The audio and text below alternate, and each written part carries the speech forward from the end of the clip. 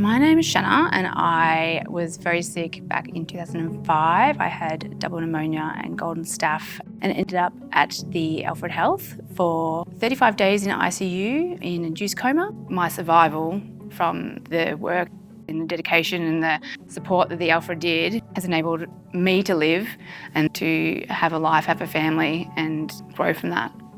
I'm Carol Hodson. On behalf of the Excel Registry investigators, I'm really proud to talk about the Excel Registry and the work that we do. Shannon was really inspirational for a lot of us to try and drive improvement in the work that we do with our ECMO patients. Since that time, we've brought together 30 hospitals across Australia and New Zealand, and we work to deliver not only quality improvement, but also to deliver research to improve the outcomes of our patients.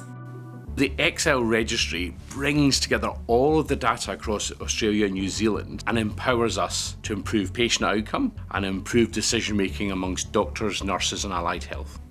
Unlike other technologies which have to go through quite a rigorous process of trials before they are in clinical practice, ECMO sort of went through the roof without necessarily the trials being available at the time.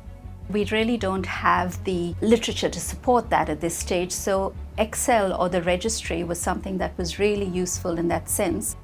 The Excel Registry has given us a huge number of insights into what current practice is like in Australia. It's given us insights at the level of the patient, what complications patients get. It gives us insights into more global issues to do with the prevalence of different diseases and how that changes over time. It also allows us to look at the level of the site and allow us to benchmark against other similar sized sites. And so Excel has given us incredible opportunity to understand and improve the care of ECMO patients. ECMO is a highly risky procedure. It has great costs to the patient and to the health system overall. And until you can account for what your outcomes are and what your practices are, you don't really know what kind of work you're doing. Understanding how it helps people, who it helps, is the most important thing, and we can measure the benefit in those groups. My name's Paul Kempton. I became unwell having a severe heart attack. Was in an induced coma for 3 weeks and on ECMO for 6 days. It's actually been one of the luckiest things that's also happened to me in going on ECMO. It's life-saving technology. As a consumer, I believe it's important to be involved in research to ensure that it's relevant to real-life patients and the community. I think the possibilities are huge and that's really exciting. So not only does it give us a much better grip of how our patients survive through this, what happens during the course of the ECMO, how better to look after them, but we can also study new things within that. We have more than 2,000 patients in the Excel Registry.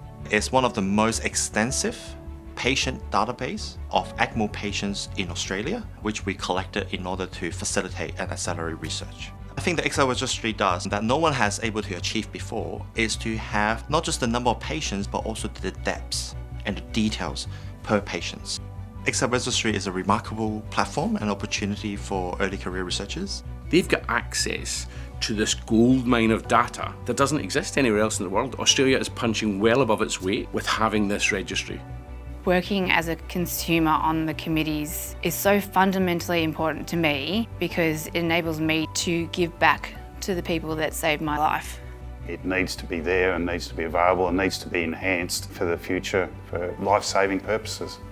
The Excel Registry has been running for 5 years now, and I think it's really important that we stop and reflect and take the time to thank the people that have made it possible. To the ICU clinicians and researchers who have been part of the Excel Registry, whether you're collecting the data, whether you're taking care of the patients, whether you're on the management committee, whether you're part of the research projects, I thank you. To the patients who've allowed us to include their data, we couldn't do it without you and we're incredibly grateful. And to the funders who've supported the Excel Registry, to the Dicker family, to the MRFF and the NHMRC, to the National Heart Foundation, and to the sites who've supported the Excel Registry, I say thank you.